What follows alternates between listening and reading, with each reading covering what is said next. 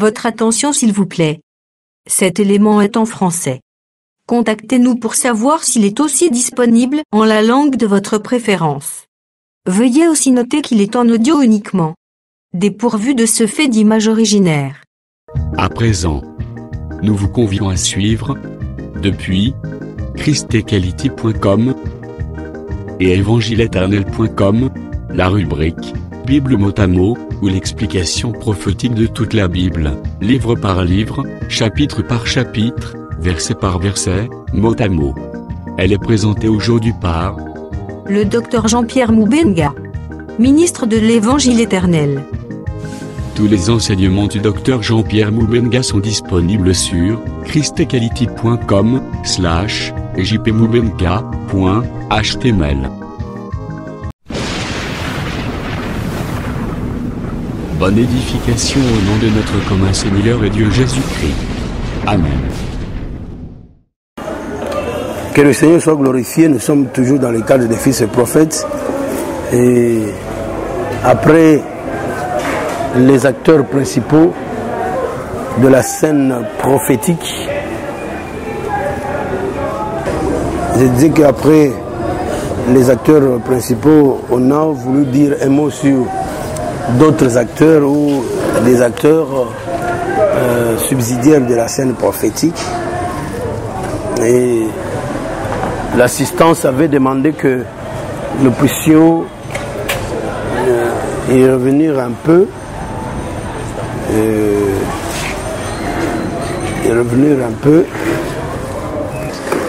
C'est comme ça que nous nous sommes dit, d'abord, par rapport nous disions que dans la prophétie,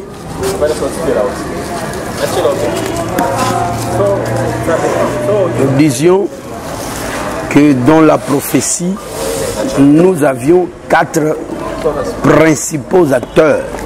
Ce que nous avions développé avec Matthieu chapitre 13, le fils de la perdition, Israël, considéré comme une portion d'Israël, et puis les vierges sages et les vierges folles.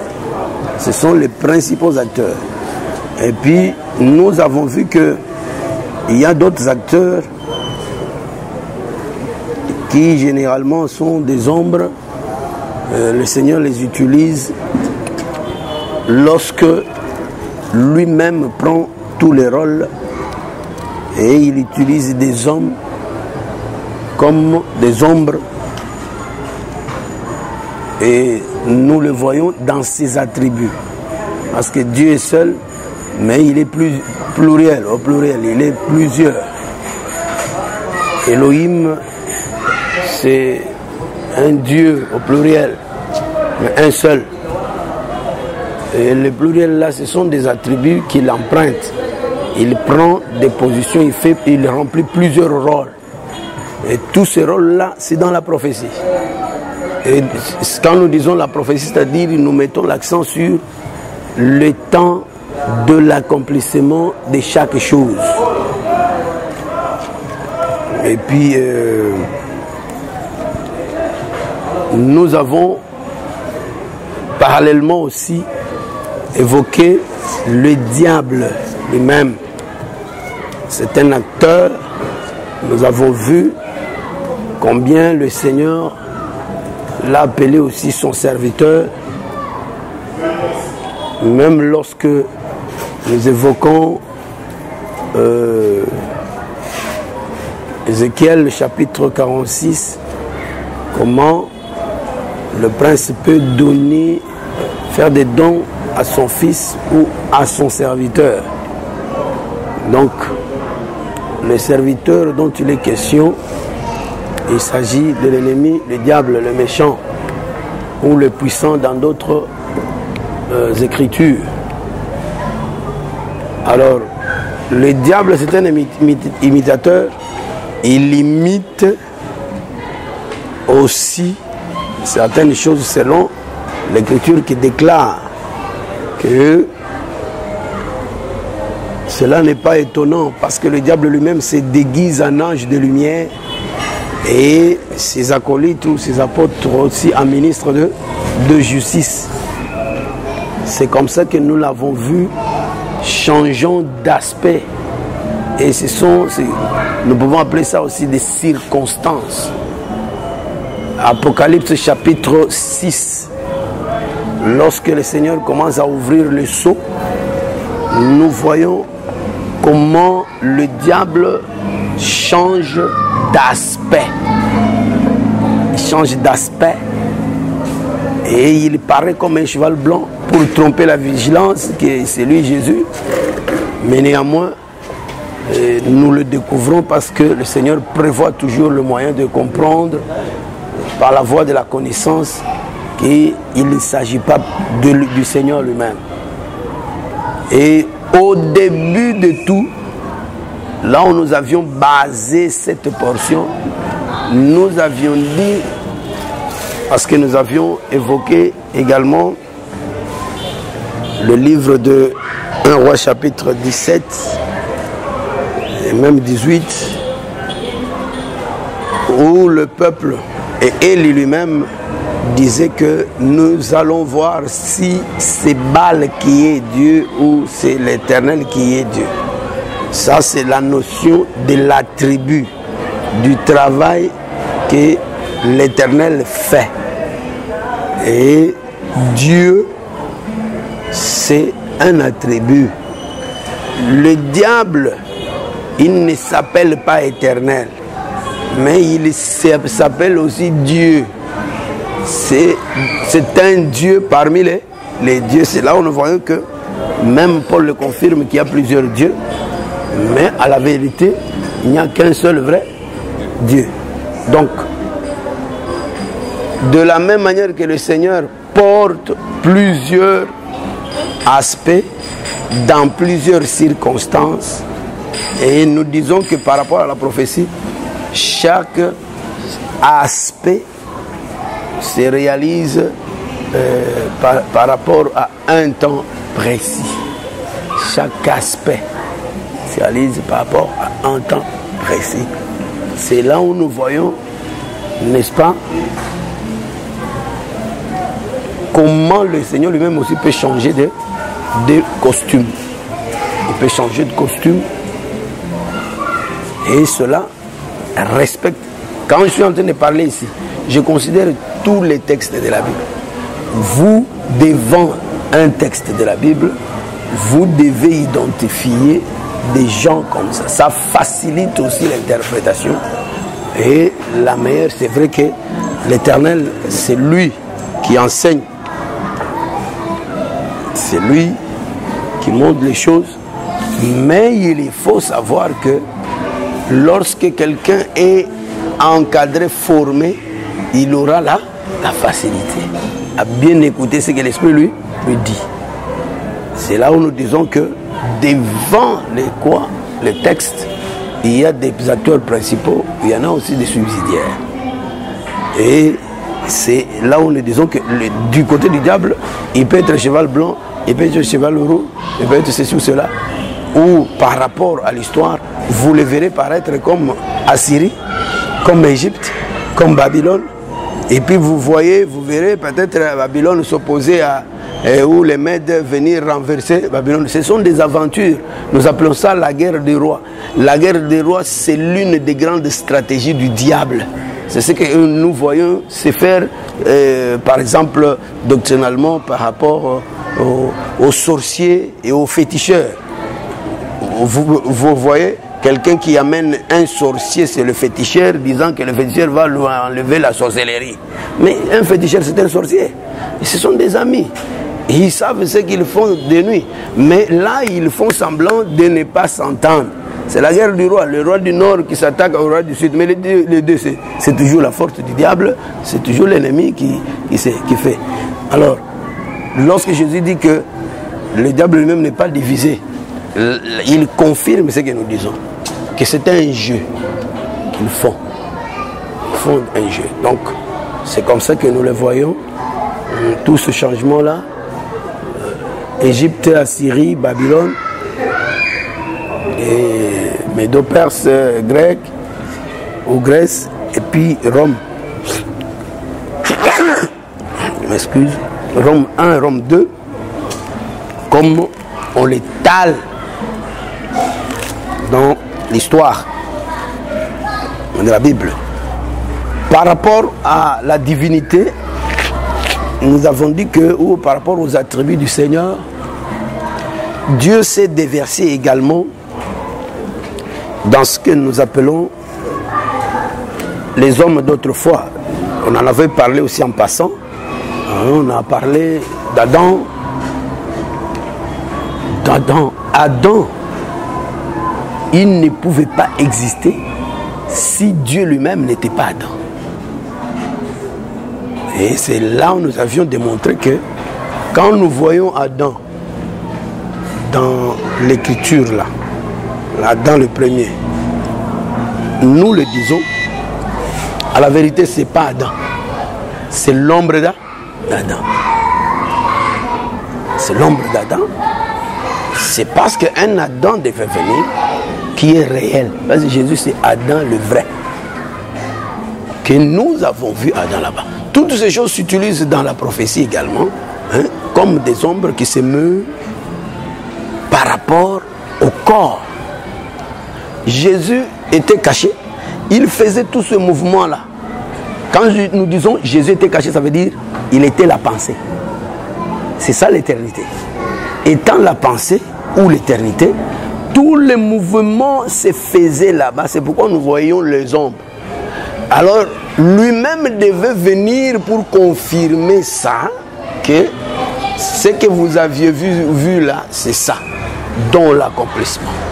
C'est pourquoi vous remarquerez que lorsqu'il ramasse une des ombres comme David, qui parle totalement de lui, la vie de David, prophétiquement, commence par la première venue du Messie.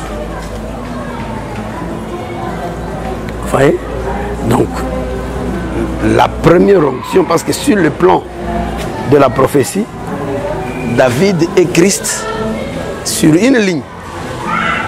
Et cette ligne commence avec l'apparition en réalité d'Adam le premier, d'Adam le second.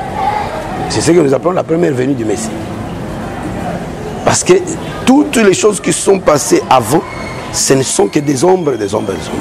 Mais quand il vient, il commence à concrétiser l'histoire. C'est pourquoi il déclare qu'il n'y a rien de nouveau sous les cieux. Parce que avant qu'il ne vienne manifester tout ce que nous connaissons ici, comme prophétie, il les avait déjà dans les mouvements comme ombre. Et il faisait ce mouvement à l'éternité, mais nous on voyait des ombres. C'est pourquoi nous confondons parfois la loi, le temps de la première année comme éternité. La loi devient comme le Père de Jésus qui apparaît. Parce qu'il vient fils, c'est qu'il sort du ventre d'une maman. Le ventre de Rebecca explique aussi la loi, mais ce ventre de Rebecca explique aussi l'éternité. C'est là où il y a l'élection qui s'est faite. Donc je suis avec Romains chapitre 9, où le Seigneur parle de l'élection. Donc l'éternité, c'est à l'éternité où Dieu a conçu. À la conception, il mettait des points de virgule, il pensait à tout ce qui se fera. C'est comme ça que c'est ce qui s'est répété comme ombre dans la loi, du temps de la loi. Et Jésus est venu les accomplir. Il est le corps ou la réalité des choses. C'est ainsi que nous voyons David. Son histoire commence plus apparemment avec la première onction qu'on pose sur lui. C'est vrai qu'il y a quelque chose qui s'est fait déjà. David était déjà né, quoi. Mais lorsqu'on est allé le loin, on l'a loin pour la première fois, c'est déjà une ligne prophétique. Là, tu ne peux pas changer ça de place. David loin pour la première fois. Non, dans la prophétie, c'est la première venue. Et après, nous voyons le même David, ouais, pour la deuxième fois, il est roi à Hébron. C'est une brèche qui est ouverte. Et là, nous voyons le règne dans l'Église. L'onction de Actes chapitre 2. Et puis, nous verrons David Ouin pour la troisième fois, pour qu'il soit... En fait, là, la spécificité, c'est que les gens qui l'avaient chassé, qui l'avaient chassé, qui se moquaient d'eux, eux-mêmes sont venus, comme on est allé chercher Jephthé, pour qu'il retourne et qu'il combatte pour eux. Là, nous voyons la guerre d'Armageddon et comment le Christ doit régner sur toute la terre dans les milléniums. C'est déjà une ligne de temps très claire. Alors, c'est pour dire que c'est cela. Mais vous verrez aussi que parmi les ombres, il y a aussi des hommes comme... Et si vous considérez souvent ces hommes-là, en tant qu'acteurs dans la prophétie, ils respectent toujours la loi que nous avons donnée là en disant, nous avions dit que dans la prophétie, les acteurs ne sont pas des individus. Ce sont des groupes de gens. Lorsqu'on voit Adam, c'est un homme peuple. Donc c'est toute une équipe. Il est aussi au pluriel. Alors ici, j'allais évoquer Jacob. Jacob, en tant que serviteur de Dieu, c'est aussi Jésus. Et ce Jacob, il est aussi plusieurs personnes en lui. Nous voyons Genèse chapitre 9, Deutéronome 33, où on parle des bénédictions que Jacob donne. Ces bénédictions, c'est l'œuvre, c'est la prophétie. C'est l'œuvre que Jésus devra faire. Donc, tout le temps. Alors, il faut prendre chaque enfant et le placer aussi dans le temps. Dans le temps. Là, on peut parler des pierres précieuses parce que c'est parler du pectoral du jugement, hein, qui est, comme on l'a déjà évoqué, aussi comme les champs de Boaz, c'est-à-dire toute la richesse divine. Les champs de Boaz, c'est aussi l'Église, ou c'est aussi, n'est-ce pas, la personne de Christ. Parce que Boaz a dit quelque chose en disant, ma fille ne sort pas d'ici. Tout ce que tu auras besoin, tu le trouveras ici. C'est quel type de champ où on trouve tout? Ça, ce n'est que Jésus. C'est un peu profond. Donc, et vous trouverez que là se trouvent les fils de Jacob qui composent cette richesse-là. Parce que chaque pierre porte le nom d'un fils de Jacob. C'est comme ça qu'on prêche les pierres précieuses. Les pierres précieuses, ce sont les fonctions que Dieu prend, n'est-ce pas, dans le plan de salut. Et ça c'est représenté par les fils de Jacob. Ce sont les enfants. Alors, j'ai parlé du diable en passant, et nous avons dit aussi que il y a d'autres choses également que Dieu utilise. Je suis en train, si vous aurez des questions, nous allons nous atteler, parce que peut-être on peut introduire quelque chose sur les éléments du temps. Ce qui va nous permettre de définir quelques lignes de temps. Les lignes de temps se découvrent tous les jours ici, parce que tout ce qui est écrit ici, c'est écrit par rapport aux lignes de temps. Elles sont plusieurs selon que vous êtes dans un contexte ou l'autre. Alors, c'est comme ça que j'ai voulu parler et vous faire l'attention sur « Je suis toujours dans la recherche de l'interprétation ». Lorsque vous lisez devant les Écritures, il y a une autre réalité qu'il faut comprendre, c'est les alliances, les sacerdoces, les alliances. Dieu les utilise aussi comme acteur subsidiaire. C'est tellement nécessaire que vous ne pouvez pas s'en passer. Nous avons vu l'allégorie de Paul. Lorsqu'il parle, il évoque Abraham et puis il parle des femmes d'Abraham. Il parle des deux alliances. Et toute la parole se prêche dans les deux alliances. Parce que c'est le temps, c'est toujours la prophétie. Dans la prophétie, il n'y a pas que l'avenir. Dans la prophétie, il y a même le passé. La prophétie a 3 grands temps. C'est quand on est dans la classe soir. Histoire. Le passé, le présent et l'avenir. Dieu est le même hier, aujourd'hui, éternellement. Oui. Josué dit, c'est un jour où Dieu a écouté l'homme. Ces jours, avant ces jours. Il y a un avant ces jours.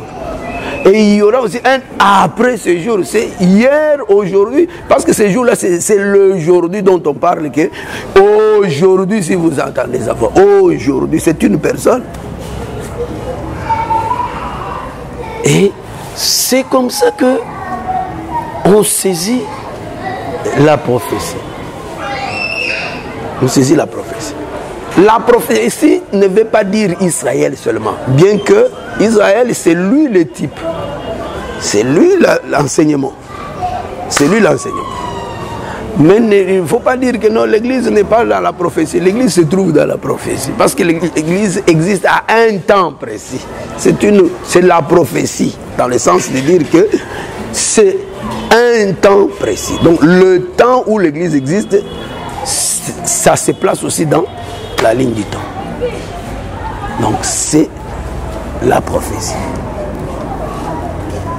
Et la dernière chose que je peux dire en passant, à moins que vous ayez des questions, parce que lui avait dit que je revienne un peu, et je suis revenu rapidement, peut-être pour introduire une autre chose.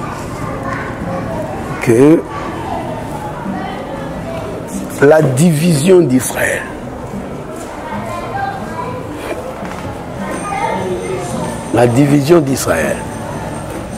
donc la demi-tribu des Manassé.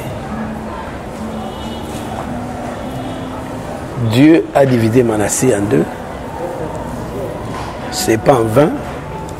Et ça prend aussi le sens. Pourquoi je parle sur ça? Parce que dans l'interprétation, c'est fait qu'il y ait assez de confusion.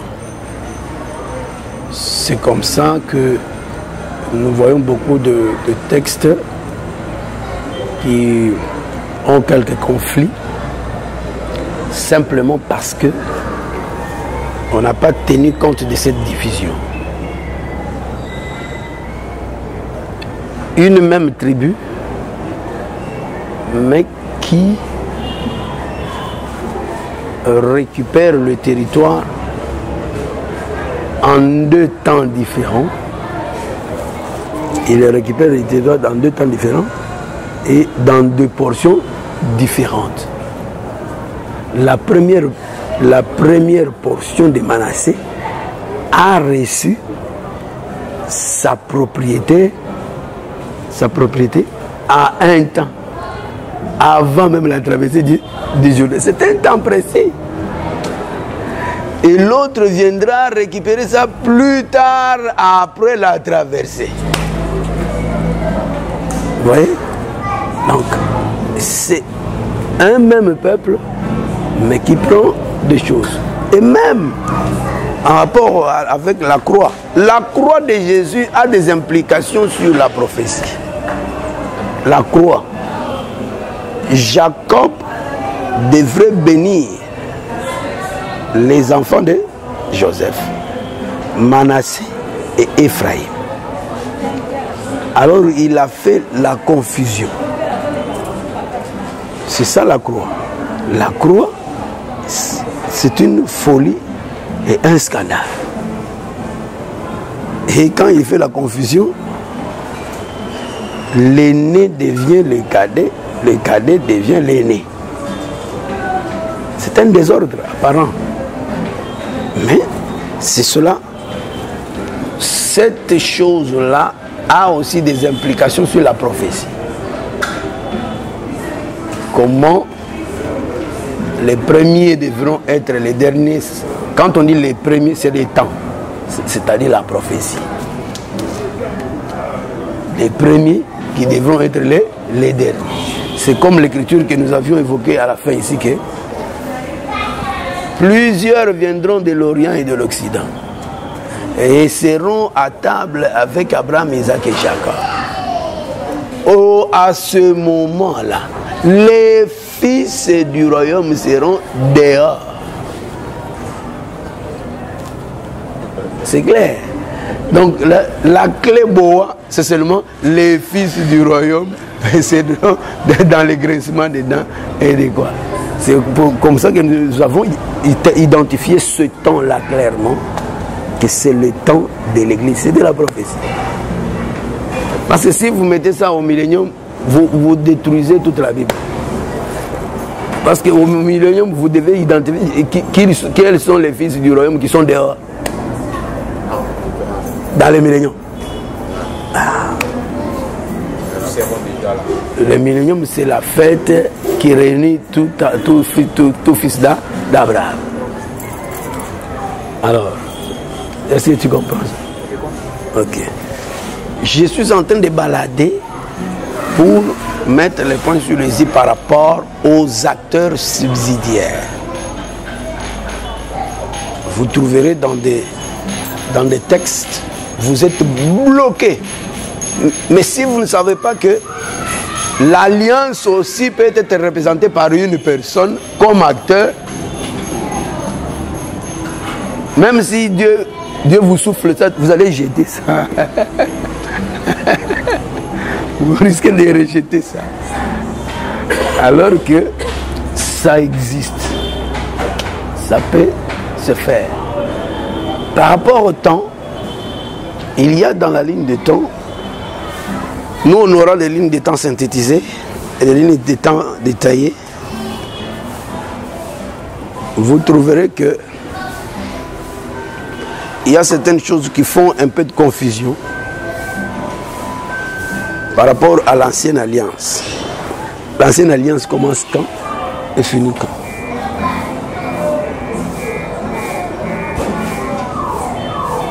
L'ancienne alliance. Parce qu'il y en a qui dit. À partir de Moïse et qui finit quand? Et la nouvelle commence quand, finit quand? La nouvelle alliance, parce que Jésus avait trouvé aussi l'ancienne alliance. Alors, la mort de Jésus, la résurrection de Jésus. La nouvelle alliance commence quand et termine quand? La nouvelle alliance commence la résurrection de Jésus. Et termine quand? La nouvelle alliance. Mais continuons avec ça. Ma question est claire. Réponds clairement aussi. Moi, si je peux répondre. Ah oui, tu réponds. Moi, je vois que la nouvelle alliance commence depuis Éden. Ça s'interrompt. Je dis ça s'interrompt. Ça s'interrompt avec Moïse. Et là, l'ancienne alliance commence là. Et puis, ça se termine ici après la mort à la croix. Donc, puisque quand je dis ça, quand je prends Éden jusqu'à Moïse, il n'y avait pas la loi. Les gens qui se sont approchés de Dieu se sont approchés avec la foi. Quand j'interviens avec... Tu as donné aussi une confusion. Parce que si vous refusez qu'il n'y avait pas de loi en Éden, mais comment Adam est-il tombé? Il est tombé sans la loi. Mais dans la nouvelle... Il a transgressé la loi. Dans la nouvelle alliance, il y a aussi la loi. Et s'il n'y a pas de loi dans la nouvelle alliance, c'est ce que je dis maintenant que... Dans la nouvelle alliance... D'abord, la nouvelle alliance, c'est Oui. La nouvelle alliance est marquée par le sang, par l'aspersion du sang de Jésus-Christ. Quand Jésus a aspergé son sang. Il y a un passage qui dit, quand il prenait le repas avec ses disciples, il dit que prenez mon sang, c'est le sang de la nouvelle alliance, qui sera versé pour la rémission des péchés de plusieurs. Donc c'est par le sang de Christ, quand il a été sur la croix et son sang est sorti de son corps, c'est par là l'ancienne alliance a commencé. Mais la façon qu'elle a été manifestée publiquement, c'est le jour quand le Saint-Esprit a commencé l'œuvre, à bout des apôtres, jusqu'à ce que, selon la fin, je vois jusqu'à ce que l'Église sera enlevée, c'est là où l'ancienne alliance va prendre fin. Toujours confusion. Nouvelle alliance, c'est une alliance éternelle. Ça ne s'arrête pas. L'ancienne alliance, c'est une ombre de l'alliance à la vérité. C'est comme Agar et Sarah. Agar Akimwasi Penzate, c'était une servante de Sarah. C'est-à-dire une ombre de Sarah. Mais Sarah, c'est elle qui est la femme légitime. Oui. Donc à la vérité, c'est ça. Mais aussi, tout ce que vous dites, c'est bien, mais il y a des confusions. Pourquoi? Parce que c'est là où les soucis que tu as aussi là, c'est ce qui m'a amené aussi là. Parce que vous devez savoir que depuis Éden jusqu'à Moïse, c'est pourquoi l'Écriture dit depuis Adam, c'est Éden, jusqu'à Moïse, la mort a régné. Si la mort a régné, c'est la loi. Or là, à l'intérieur, dans d'autres textes, vous trouverez que on insère maintenant ce que tu voulais dire. Le temps d'Abraham. Il faut préciser le temps. Dans la ligne des temps, on doit parler aussi d'Abraham. C'est vrai qu'il y a une relation entre Abraham aussi et Adam.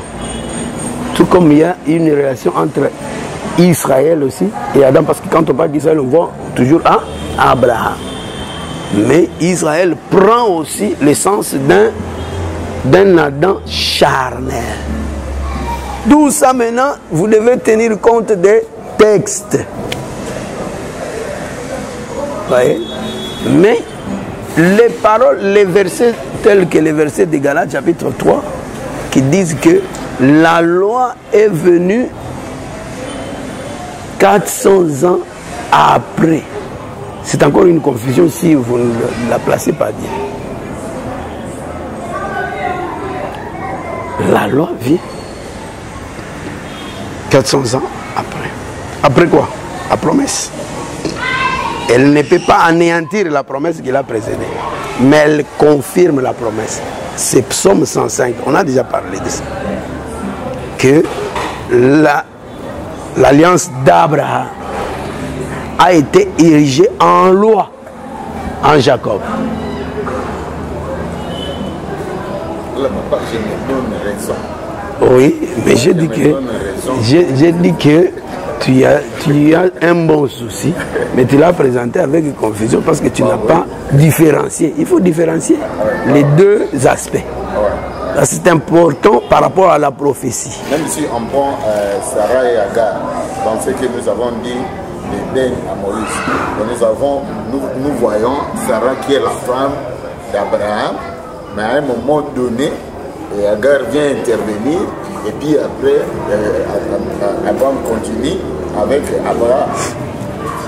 Avec Sarah, pardon. Abraham continue avec Sarah. Donc c'est pour dire que cette portion-là est importante. Dans d'autres textes, vous serez bloqué si vous ne considérez pas cette portion-là, cette intervention d'Abraham. Parce que l'alliance que nous avons, c'est l'alliance d'Abraham. Mais elle a précédé la loi. La loi est venue 400 ans après cette alliance-là. Mais ce qui est grave, c'est que cette alliance-là a précédé la loi étant dans l'ombre. C'est Dieu caché toujours dans l'éternité.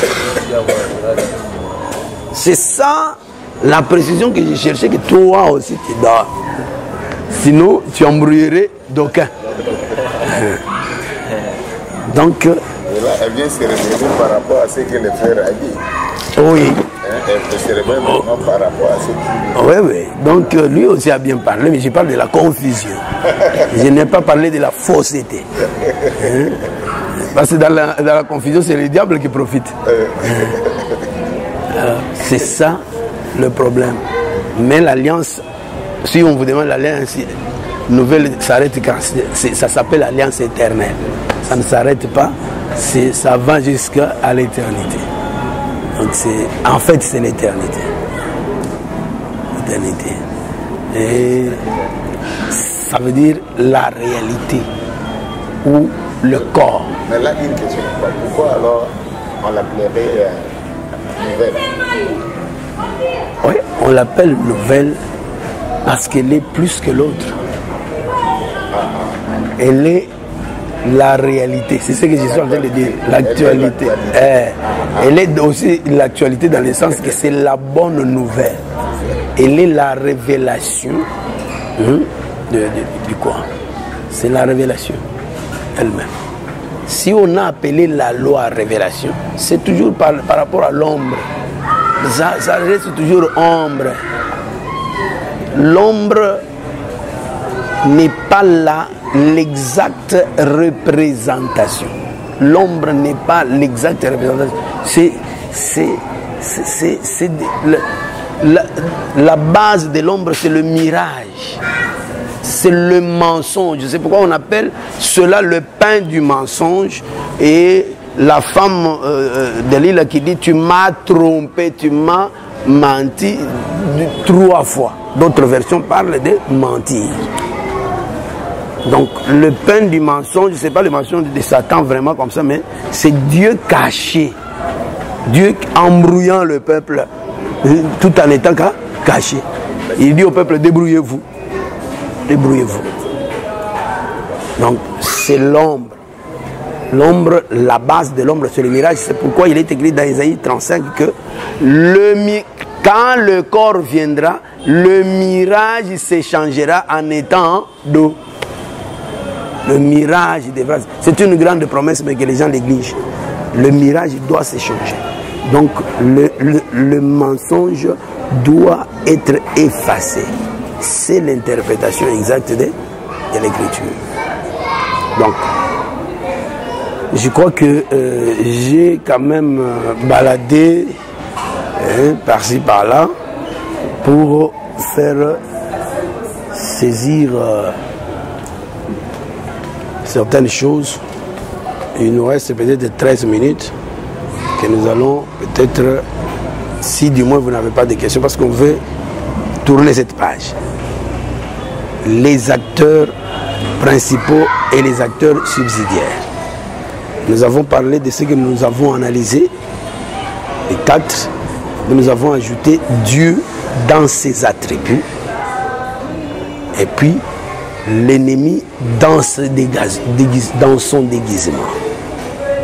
Et puis, nous avons ajouté les ombres que Dieu utilise, tout en changeant d'aspect comme ça. Et nous avons parlé aussi de la division d'Israël.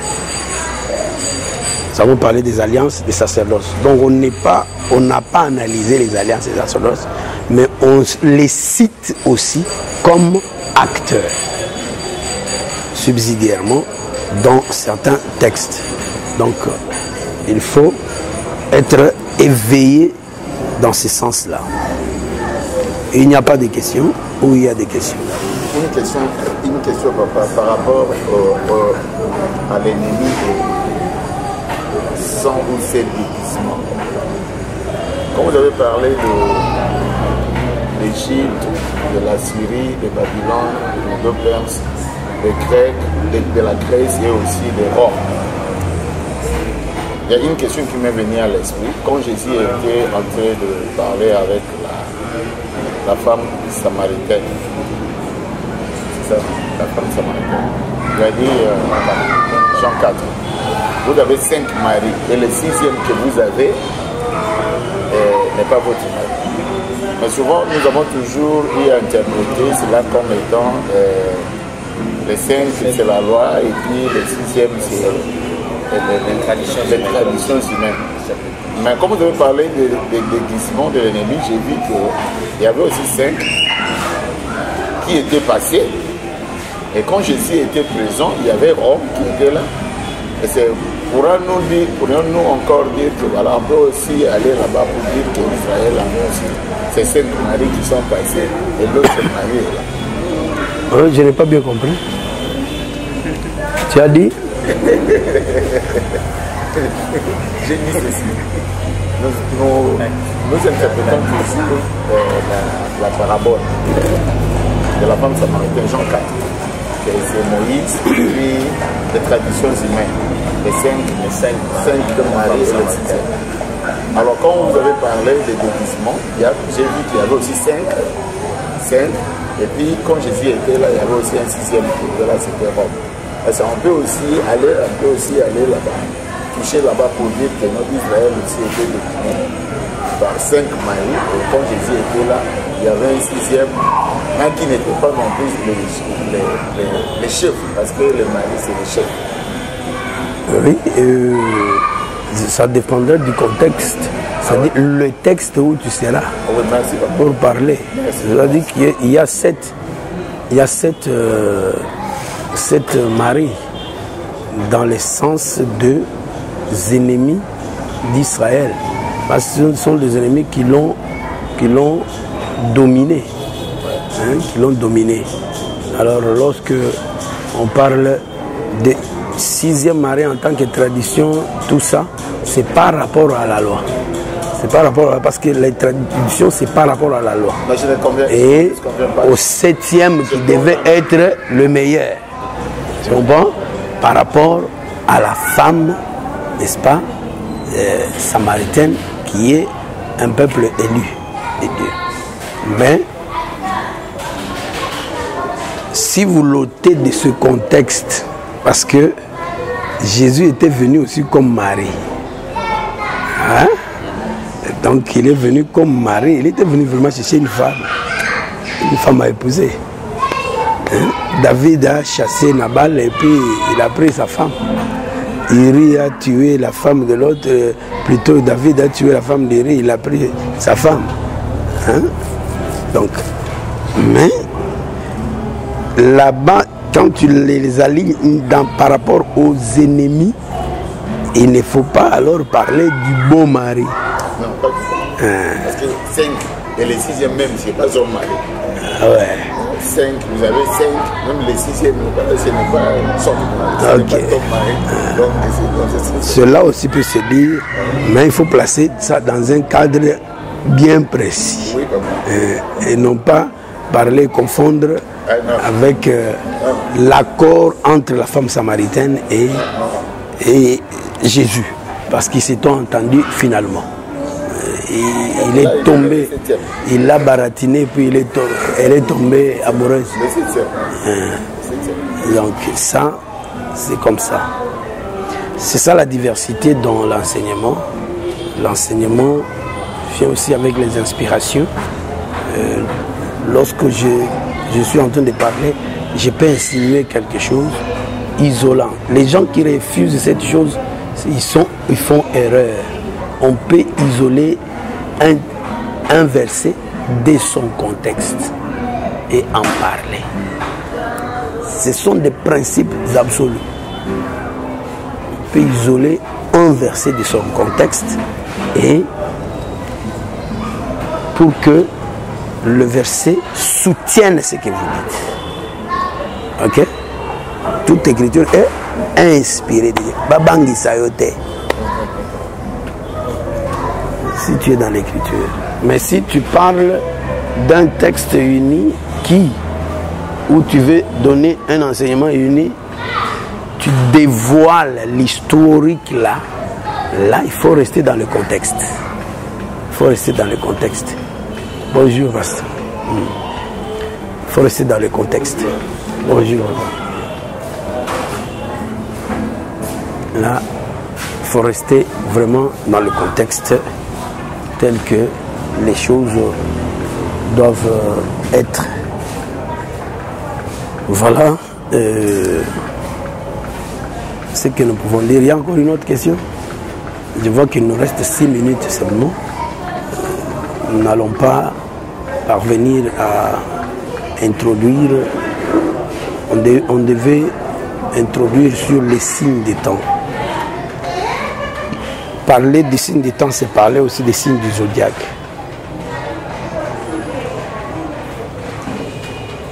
Les temps a ces éléments. Donc, je voulais parler des éléments du temps. Les éléments du temps, il y a des signes. Les signes qui indiquent le temps, c'est aussi les signes du zodiaque. Parce que tous les signes qui indiquent le temps, on ne les a pas placés sur la terre. On les a placés au ciel. Et le zodiaque, c'est l'étendue céleste. Quand on dit zodiaque, c'est l'étendue céleste. Je sais que l'ennemi a utilisé ça dans la magie et consorts pour parler des choses comme ça. Pour parler de plusieurs choses, Capricorne, ceci ou cela, l'horoscope, des choses comme ça. Mais ça, ce sont des choses imitées. La vérité est que ce sont des luminaires ou les signes qui portent des lumières, qui amènent la lumière, qui éclairent la terre. Je peux peut-être prendre un seul verset.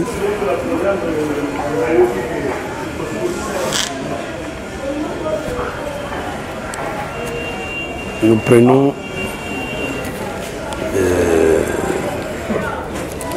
vous lisez, c'est Luc 12, je crois. Je vais te retrouver là. La lecture du ciel.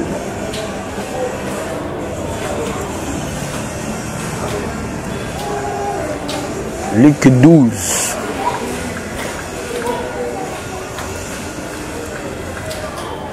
Vous lisez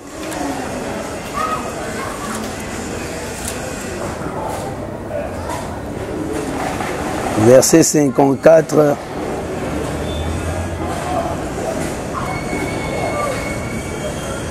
jusqu'à 57. Luc 12, 54 à 57.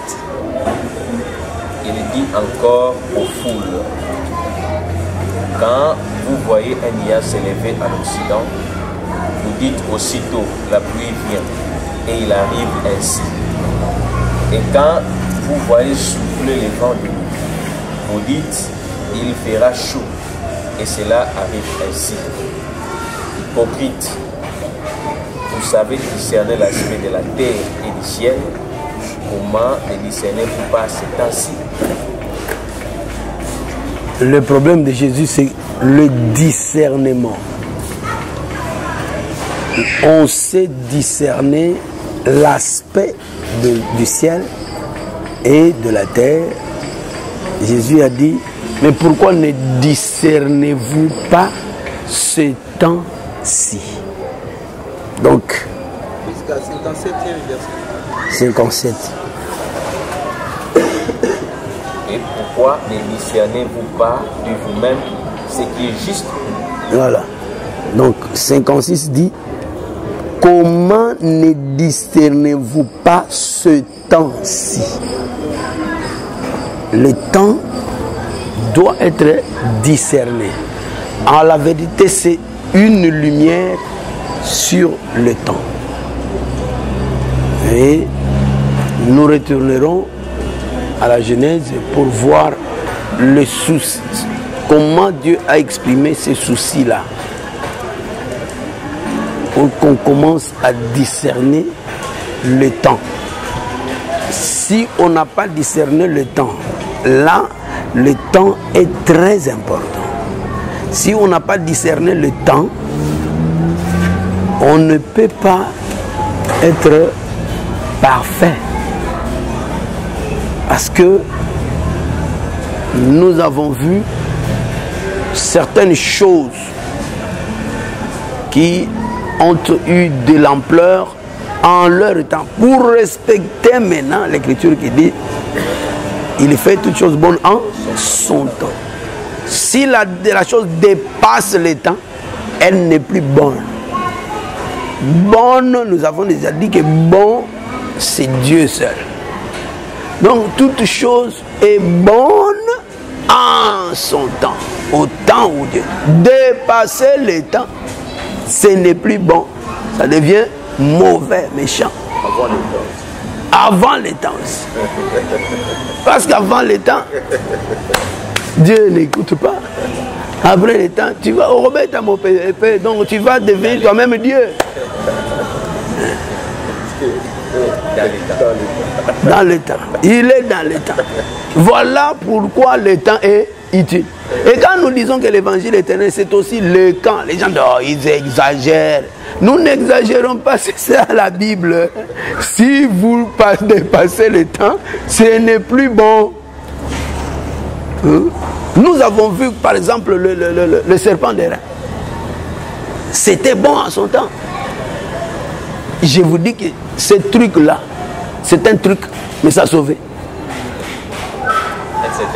Mais quand ça a dépassé le temps, ce n'était plus bon.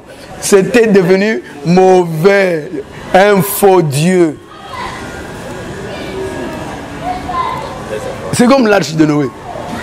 Étant dans l'ombre, les gens qui étaient entrés dans cette arche-là étaient sauvés. L'arche physique là, les gens qui étaient entrés, ils sont sauvés. Mais aujourd'hui, si vous allez à la montagne d'Arara, vous trouvez les Caracas, vous entrez là-bas, vous serez sauvés. Le respect du temps, le discernement du temps. Le discernement du temps.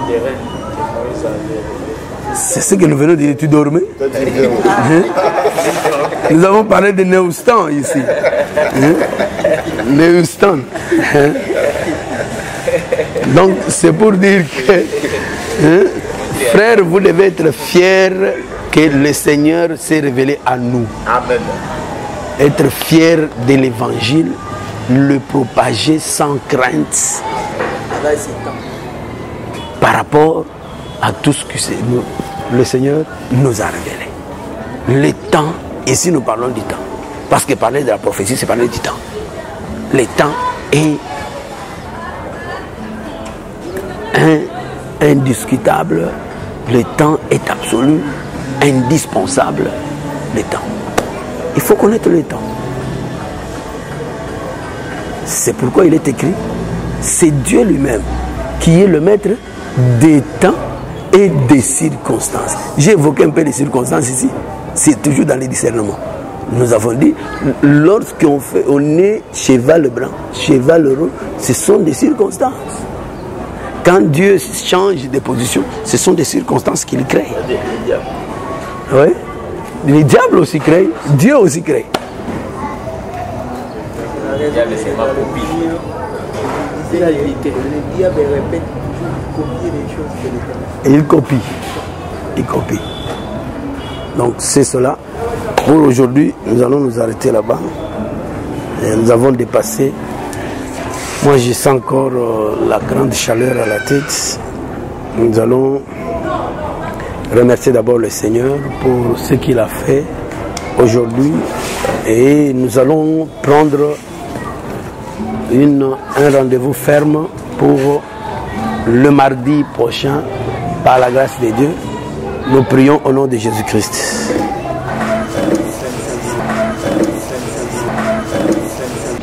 Merci d'avoir suivi ce message et que Jésus-Christ vous bénisse. Si vous avez une question à l'intention de l'homme de Dieu, si vous voulez que l'homme de Dieu prie pour vous, si vous voulez vous confier à l'homme de Dieu, ou si vous voulez tout simplement bénir l'homme de Dieu, contactez-le directement si ses coordonnées sont disponibles depuis sa page. Sinon, contactez-nous et nous lui transmettrons vos préoccupations. N'oubliez pas de faire un tour à notre page évangélisation pour voir en quoi vous pouvez vous rendre utile à Christ par cette œuvre. Que Dieu vous bénisse tous. Amen. ChristQuality.com. Les cieux en un clic de la souris. Évangile-éternel.com. Le site de l'évangile éternel. Christ et Quality Fondation, équilibrer la manne ramassée dans le désert de sorte que chacun ait un eumère.